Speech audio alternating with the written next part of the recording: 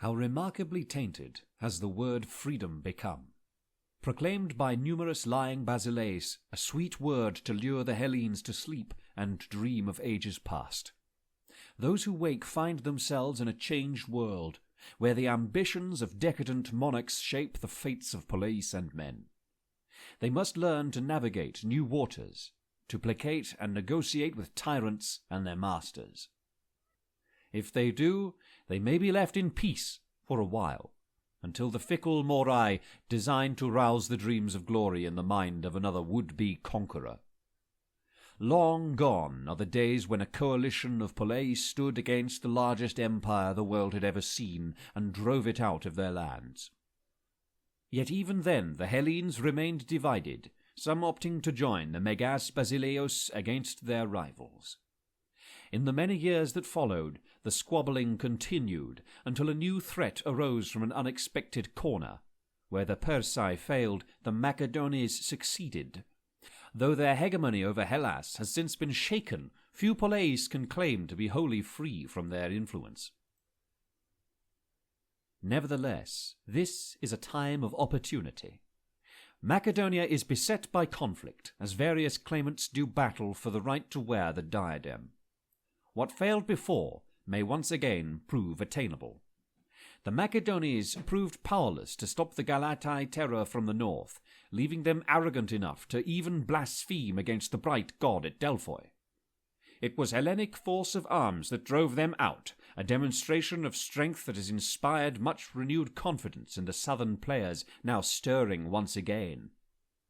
Athenae has no intention of seeing its democratia, only recently re-established, be extinguished by royal command once more.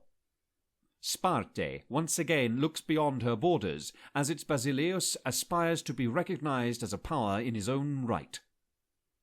Across the archipelagos, Rhodos has no love for the Antigonidae and all who would seek to threaten its autonomy and trade.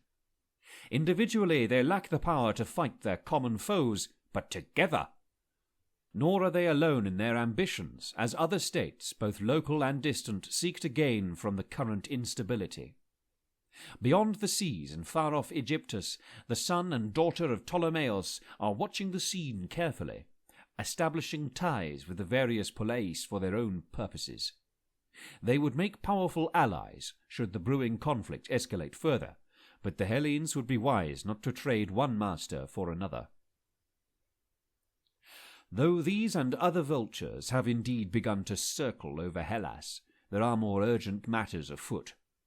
The Basilius Epeiroton has marched onto Pelops' Isle, claiming to seek the deposition of Antigonus's allies there, but rumour has it he has his eyes on a different prize entirely. An exiled Agiados marches with his army, and the eagle is a notoriously fickle man. Worse, his likely target, Sparte, is largely undefended, as Basilius Areus is away, looking to gain support and men on Crete. None can say if he could return in time to repel an invasion of Laconicae. Furthermore, despite the growing Achaean resistance against Macedonian domination, Antigonus maintains a firm control on the Acrocorinthos. Even if a definitive alliance were to be formed, it might find itself dangerously divided by a defended isthmus. But the most pressing of all is the sheer size of the challenge confronting the Hellenes. For all their proud traditions, none of the Poleis can match their northern enemies in manpower or resources on their own. If they cannot put aside their differences and act on more than short-term common interests, the endless squabbling will resume, and Hellas may find itself threatened by an ambitious monarch yet again. An enduring Koinon Hellenon might be the only way to prevent this, but the past has shown that freedom is not commonly found in leagues. It would require an honest wish for the common good and a commitment to freedom to attain such an ideal.